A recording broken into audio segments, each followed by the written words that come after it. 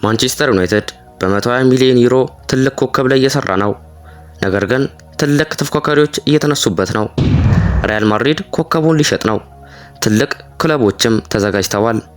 ቢግ ትራንስፈር ባትልስ እና ሾኪንግ ዲሲዥንስ ይጀምራሉ። እኔ ሚሊጌች ነኝ። ቻናሉን ሰብስክራይብ በማድረግ ቤተሰብ ሁኑ እና ሌሎችም የዝውውር ዜናዎች ስላሉ እስከ መጨረሻው ቆዩ።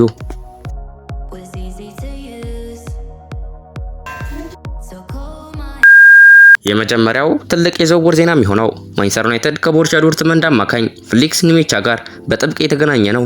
የጀርመን ብሔራዊ ቡድን ተጫዋቹ ወደ ኦልድ ትራፎርድ መምጣት እንደሚፈልግ ወሬዎች አሉ ተብሏል። ዶርትማውንድ ግን በቀላሉ ለመልቀቅ አይፈልግም። የተጫዋቹን ዋጋ እስከ 120 ሚሊዮን ዩሮ አድርጎ እንደሚያይ ተጠቅሷል። ማንቸስተር ዩናይትድ በአማካኝ ክፍሉ ላይ ጥንካሬ ለመጨመር እየፈለገ ሲሆን ቼልሲም የተጫዋቹን ሁኔታ እየተከታተለ ነው። ይህ ዝውውር ከተጠናቀቀ በዚህ የበጋ ገበያ ከትልቁ ስምንቶች አንዱ ሊሆን ይችላል። እናንተ ምን ታስባላችሁ? ወደ ቀጣይ የዝውውር ዜና እንሂድ። የቦርንሞዙ አማካኝ አሌክስ ስኮት በዚህ የበጋ ዝውውር ገበያ የብዙ ትልቅ ክለቦችን ቀልብ ስቧል። ማንቸስተር ዩናይትድ ተጫዋቹን በጣም የተከታተለ ሲሆን በአማካኝ ክፍላቸው ላይ ተጨማሪ ጥራት ለማምጣት አሌክስ ስኮትን እንደ አንድ ዋና አማራጭ ያዩታል። ቦርንሞዝ ግን የ20 ዓመቱን አማካኝ በቀላሉ ለመልቀቅ አይፈልግም። ክለቡ ተጫዋቹ የወደፊት እቅዳቸው አካል መሆኑን ቢገልጽም ከፍተኛ ጨረታ ከመጣ ለመወያየት ዝግጁ ሊሆኑ ይችላሉ ተብሏል። የተጫዋቹ ዋጋ እስከ 80 ሚሊዮን ፓውንድ ሊደርስ እንደሚችል ይነገራል። ማንቸስተር ዩናይትድ ግን ወደ 60 ሚሊዮን ፓውንድ አካባቢ ሊያጠናቅቁ እንደሚፈልጉ ይወራል። ነገር ግን ዩናይትድ ብቻ አይደለም፣ አርሰናል የተጫዋቹን ሁኔታ እየተከታተለ ሲሆን ሊቨርፑልም በአዲሱ አሰልጣኝ አቅጣጫ ምክንያት ወደዚህ ውድድር ሊገባ ይችላል።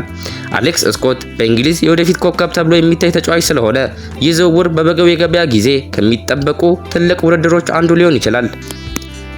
ሌላው ትልቁ የዝውውር ዜና በሪያል ማድሪድ ውስጥ ትልቅ አስገራሚ ሁኔታ ተፈጥሯል። የፈረንሳዩ ኮከብ አማካኝ ኤድዋርዶ ካማቪንጋ በዚህ ክረምት ከሪያል ማድሪድ ሊለቅ ይችላል የሚለው ወሬ ብዙዎቹን አስደንግጧል። ካማቪንጋ ከሪያል ማድሪድ ጋር በጣም ወጣት ሆኖ ተቀላቅሎ በአማካኝ ክፍሉ ውስጥ ትልቅ ተጽዕኖ ፈጥሯል። በተከላካይ አማካኝም ሆነ በመሃል ሜዳ ላይ በብዙ ቦታ መጫወት መቻሉ እንደ ልዩ ተጫዋች አድርጎታል። ነገር ግን ሪያል ማድሪድ በዚህ የበጋ ገበያ ትልቅ የገንዘብ ጥያቄ ከመጣ ሁኔታውን ሊያስቡበት ይችላሉ ተብሏል። የተጫዋቹ ዋጋ ወደ 60 ሚሊዮን ዩሮ አካባቢ እንደሚገመት ተጠቅሷል። ከዚህ በኋላ የትኛው ክለብ ሊያስፈርመው ይችላል? ፓሪስ ሰንት ጀርመን እና ኢንተር ሚላን የተጫዋቹ ሁኔታ እየተመለከቱ እንደሆነ ይነገራል። ፒኤስጂ በተለይ የፈረንሳይ ተጫዋቾችን ማምጣት ስለሚፈልግ ካማቪንጋን እንደ ተመራጭ አማራጭ ሊያዩ ይችላል።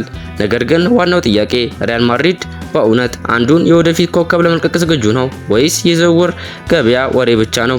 ካማቪንጋ የሚቀጥለው የሪያል ማድሪድ መሪ አማካኞች አንዱ ተብሎ ስለሚታሰብ የሱ የወደፊት ውሳኔ በዚህ የበጋ ዝውውር ገበያ ከሚጠበቁ ትልቅ ታሪኮች አንዱ ሊሆን ይችላል።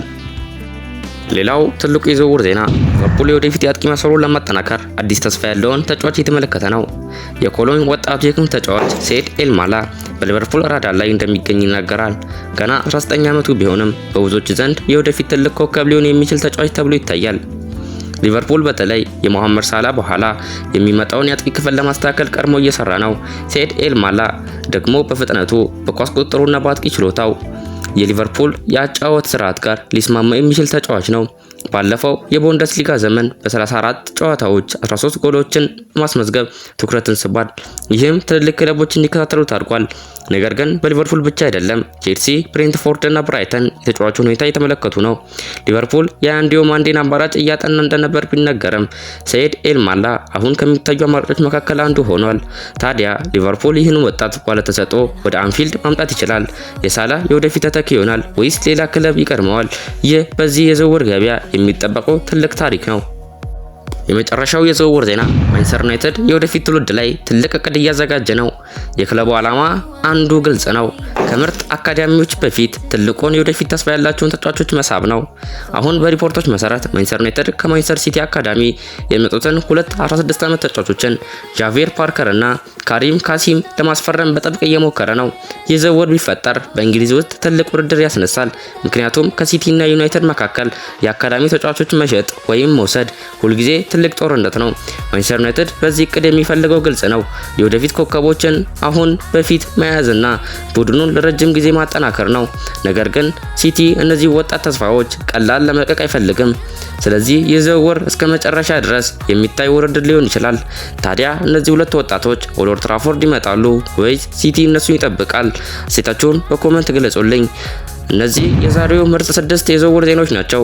ማንቸስተር ዩናይትድ ከትልቅ ስሞች ላይ እየተንቀሳቀሰ ሲሆን ሪያል ማድሪድ ደግሞ ቡድኑን ለማጠናከር ትልቅ እቅድ እያዘጋጀ ነው። አሌክስ ስኮት ላይ የብዙ ክለቦች ጦርነት አለ እና ከማቪንጋ በዙሪያው ያለው ወሬ ደግሞ ብዙ ጥያቄ እያስነሳ ነው። ሰይድ ኤልማላ ደግሞ የሊቨርፑል የወደፊት እቅድ ውስጥ ገብቷል። እናንተ ምን ትላላችሁ? የትኛው ዝውውር ነው እውነት የሚሆነው? ኮሜንት ውስጥ አስተያየታችሁን ጻፉ። ላይክ አድርጉ፣ ሰብስክራይብ አትርሱ። እስከሚቀጥለው ቪዲዮ ድረስ ቻው ብያለሁ።